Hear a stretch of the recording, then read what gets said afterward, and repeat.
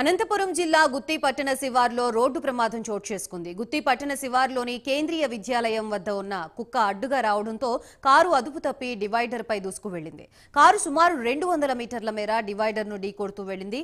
పత్తికొండ వైపు నుంచి పామిడికి వెళుతూ ఉండగా ప్రమాదం జరిగింది. ప్రమాద సమయంలో కారులో ప్రయాణిస్తున్న 4 యువకులు తీవ్రంగా గాయపడ్డారు. అయితే ఇలానే రాజాపురం గ్రామం సమీపంలో కుక్క అడ్డుగా రావడంతో ఓ బైకు అదుపు తప్పి బోల్తా పడింది.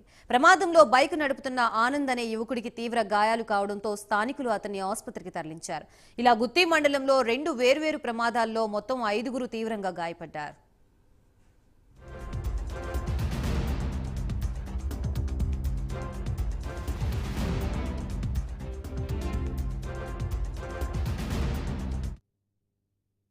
బట్టలకు వచ్చినాడు.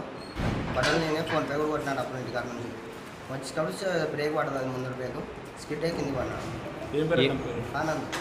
ఎక్కడి నుంచి ఎక్కడికి వెళ్తున్నావు? గుర్తు నుండి వైట్ ఏం పెళ్ళికి మెరూన్ ఉంది. బట్టలకు వచ్చినాడు.